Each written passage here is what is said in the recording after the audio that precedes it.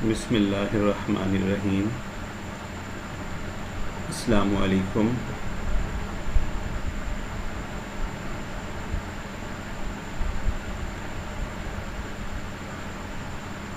आज हमने charge to mass ratio of electron को स्टडी करना है। 1897 में जे थॉमसन ने एक इंस्ट्रूमेंट बनाया था जिसके ज़रिए से इलेक्ट्रॉन की charge to mass ratio value भी फिर उन्होंने ख़ुद मालूम की।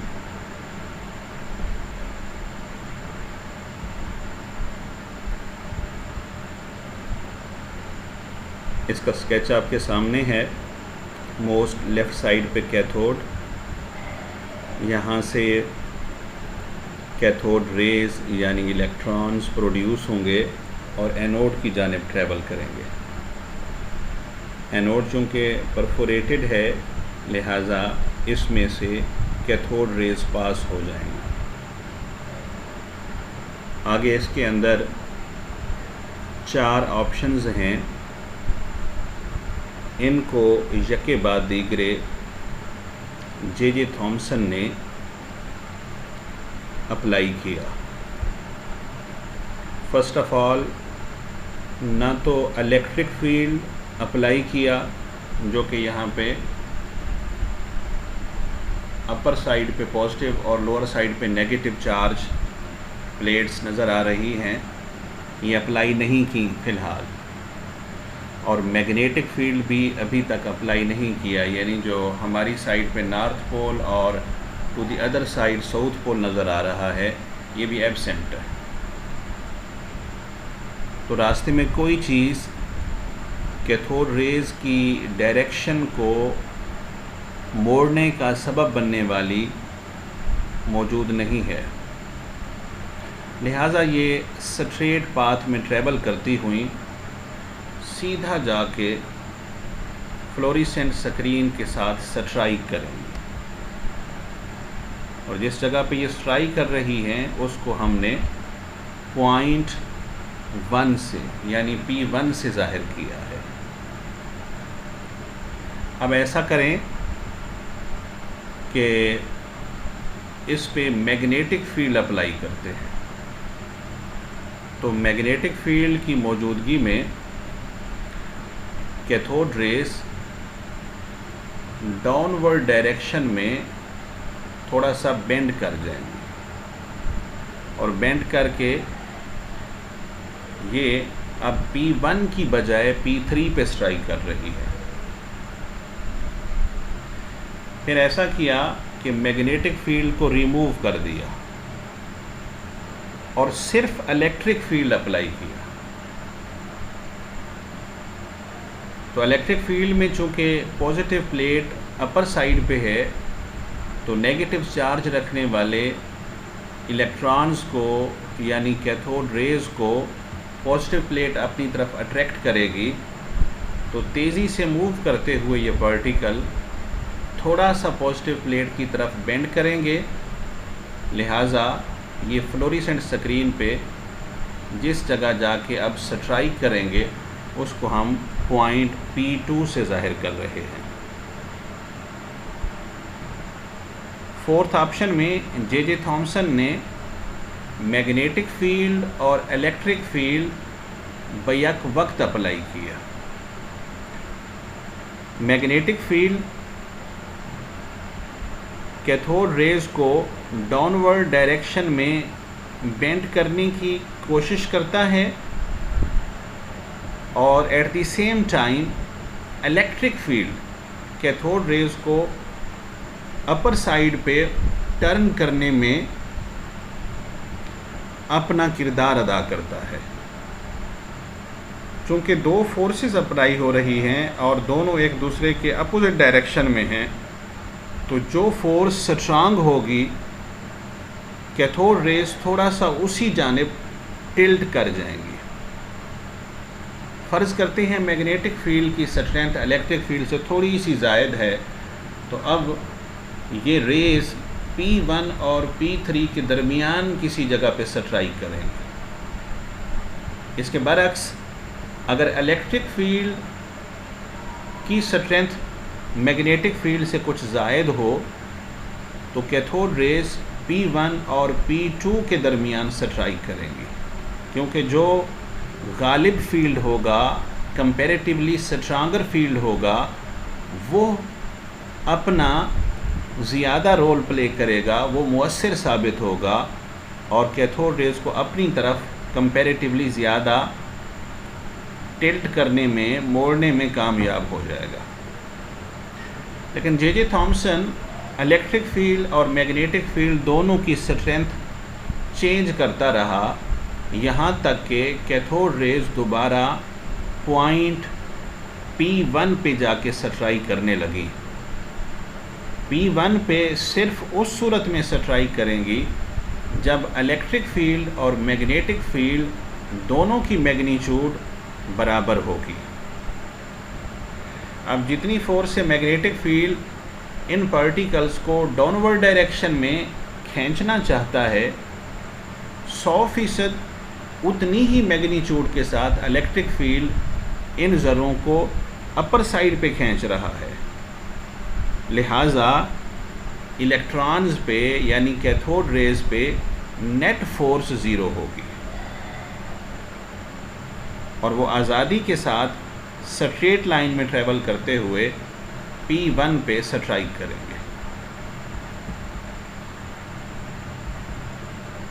अब ये सारी वही बातें लिखी जा रही हैं जो मैंने आपको एक्सप्लेन की कि कैथोड रेज़ जो हैं इनको इलेक्ट्रिक और मैग्नेटिक फील्ड से गुजारा गया। सबसे पहले इलेक्ट्रिक फील्ड और मैग्नेटिक फील्ड दोनों की गैर मौजूदगी में कैथोड रेज़ गुजारी गई, तो वो पॉइंट 1 पे यानी P1 पे जाके स्ट्राइक की। उन्होंने जाके वहाँ पे स्ट्राइक किया, टकराई और फ्लोरेसेंस प्रोड्यूस की। जस्ट मैग्नेटिक फील्ड की मौजूदगी में वो डाउनवर्ड डायरेक्शन में बेंट हो गई और पॉइंट 3 पे यानी P3 पे जाके उन्होंने स्ट्राइक किया और फ्लोरेसेंस प्रोड्यूस की।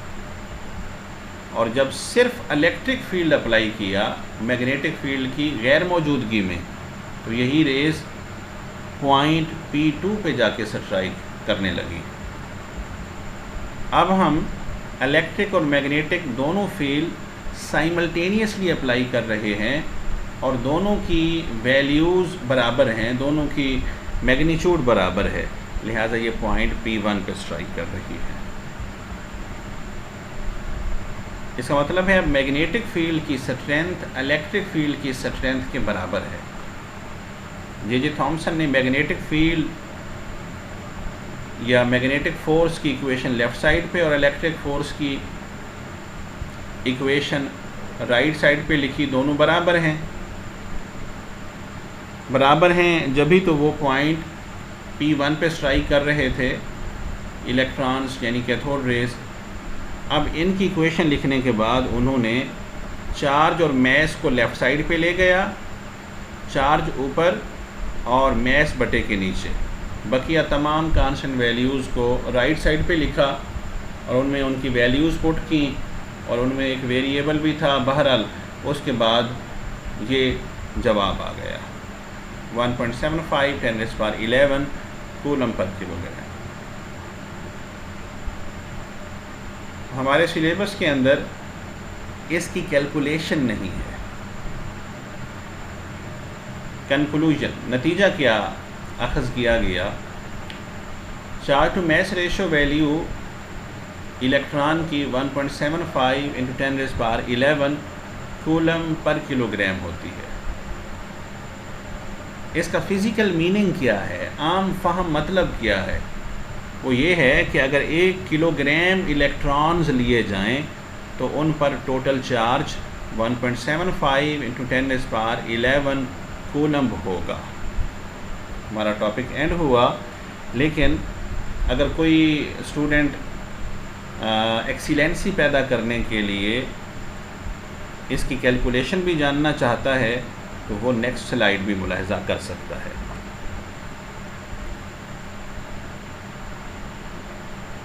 Mathematical calculation of charge to mass ratio value.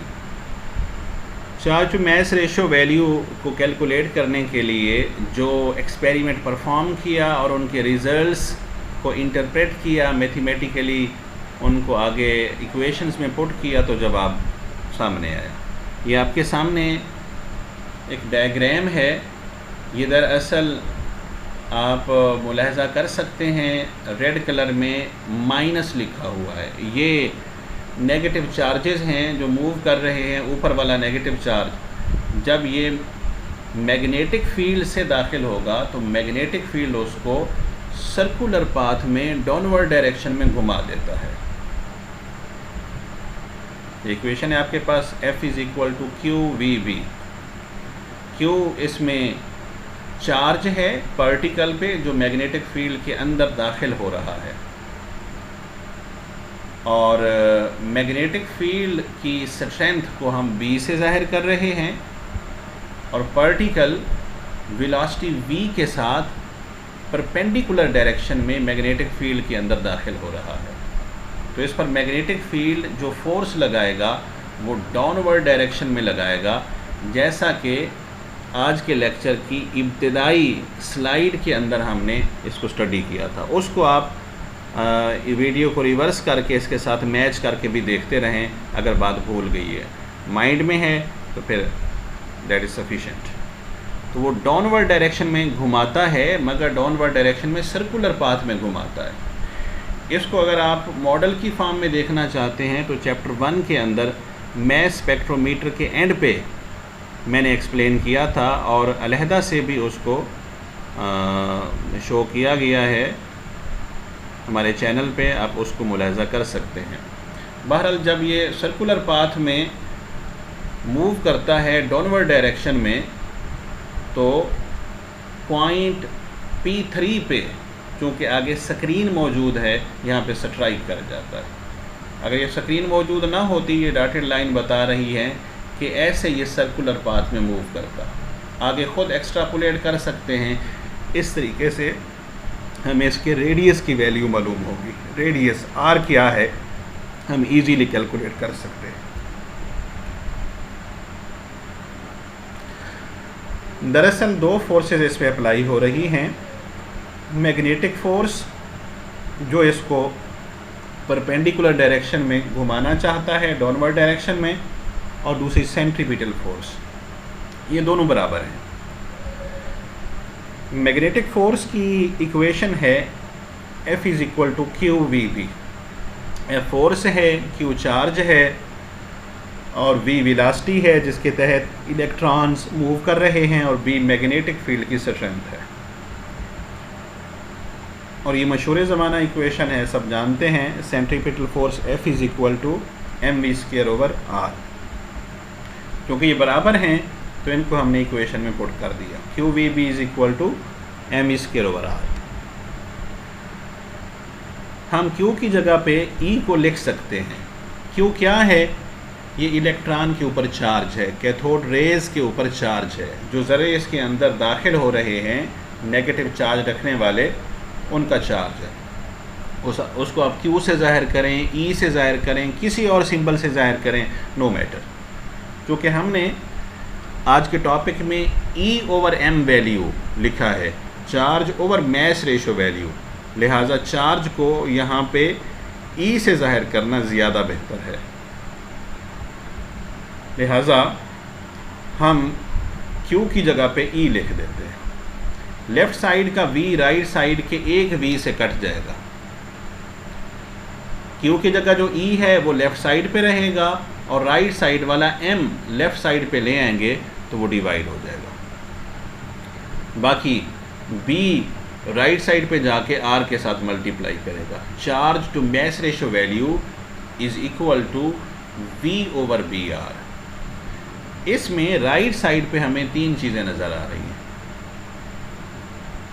एक इसमें V है जो कि वेलोसिटी ऑफ इलेक्ट्रॉन्स है, या वेलोसिटी ऑफ कैथोड रेज है।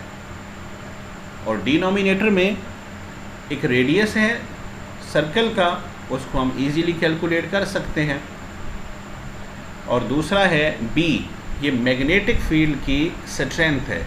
मैग्नेटिक फील्ड हमने जितना अप्लाई किया था वो हमें पता होता है, जब ही हम एक्सपेरिमेंट परफॉर्म करने लगते हैं तो इसकी वैल्यू यहाँ पर पुट कर सकते हैं, कितना हमने अप्लाई किया था।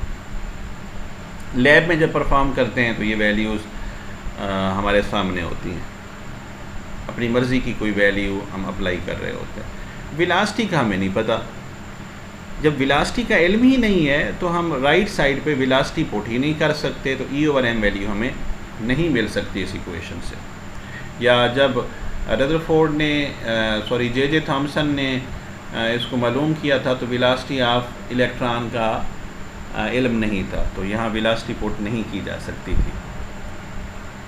तो इसको कैसे हम ऐसी इक्वेशन में बदलें जिसको हम इजीली कैलकुलेट भी कर सकें। तो हम देखते हैं यहाँ पे magnetic field strength electric field strength के बराबर है। ये हमने कहाँ से ले लिया? ये इसलिए ले लिया क्योंकि जब इलेक्ट्रिक फील्ड और मैग्नेटिक फील्ड अप्लाई किए तो उस वक्त तक हम इनकी वैल्यूज़, इनमें से दोनों की या किसी एक की वैल्यू कम या ज़्यादा करते रहे, यहाँ तक कि कैथोड रेज दोबारा पॉइंट P1 पे स्ट्राइक करने लगी। इसका मतलब है ऊपर की तरफ खींचने वाली फोर्स यानी इलेक्ट्रिक फील्ड स्ट्रेंथ और डाउनवर्ड डायरेक्शन में उसको घुमाने वाली या टिल्ट करने वाली या मोड़ने वाली जो फोर्स थी, मैग्नेटिक फोर्स या मैग्नेटिक फील्ड स्ट्रेंथ, ये दोनों बराबर थी, इसलिए वो बिल्कुल सेंट्रल पार्ट पॉइंट P1 पे स्ट्राइक कर रही थी। तो इसको हमने यहाँ इक्वेशन की फॉर्म में लिखा है। मैग्नेटिक फील्ड की इक्वेशन होती है QVB, इलेक्ट्रिक फील्ड की होती है E/E समाल। Q की जगह हम E लिख सकते हैं जैसा कि ऊपर मेंशन कर चुके हैं। अब इसमें E से कट जाएगा क्योंकि लेफ़्ट साइड पे भी E की वैल्यू चार्ज ऑफ इलेक्ट्रॉन है और राइट साइड पे भी चार्ज ऑफ इलेक्ट्रॉन है। तो V को लेफ़्ट साइड पे रहने देंगे और B को राइट साइड पे ले जाएंगे तो E का ये बटा बन जाएगा। अब जो V की वैल्यू है E/B, इसको इक्वेशन नंबर 1 में पुट करें तो फाइनल हमारे पास ये वैल्यू आती है, charge to mass ratio value is equal to E/B²R। E क्या है? इलेक्ट्रिक फील्ड स्ट्रेंथ है और B मैग्नेटिक फील्ड स्ट्रेंथ है और ऊपर इसका स्केयर लिया गया है और R रेडियस है। इन तीनों चीज़ों की वैल्यूज़ ईज़िली यहाँ पे पुट की जा सकती हैं और लैब में ये एक्सपेरिमेंट परफॉर्म करने वाले इससे वाकिफ़ होते हैं क्योंकि इलेक्ट्रिक फील्ड कितना अप्लाई किया हमने खुद अपनी मर्ज़ी से अप्लाई किया था, E वैल्यू यहाँ पुट कर दें। मैग्नेटिक फील्ड कितना पुट किया था, खुद अपनी मर्ज़ी से पुट किया था, इसकी वैल्यू डिनोमिनेटर में पुट कर दें। और जब ये पॉइंट P3 पे स्ट्राइक करता है तो एक्स्ट्रापोलेट करके, फर्जी एक्स्ट्रापोलेट करके कि किस रास्ते में इसने मूव करना था, वो इजीली कैलकुलेट किया जा सकता है प्रकार के ज़रिए से। तो इससे हम रेडियस मालूम कर लेंगे। इन सब की वैल्यूज़ जब J.J. थॉमसन ने पुट की तो इसका आंसर आया 1.75 10⁻11 कूलम पर किलोग्राम। तो E इलेक्ट्रिक फील्ड स्ट्रेंथ है, B मैग्नेटिक फील्ड स्ट्रेंथ है और R इसमें रेडियस है। ओके जी, अल्लाह हाफिज़।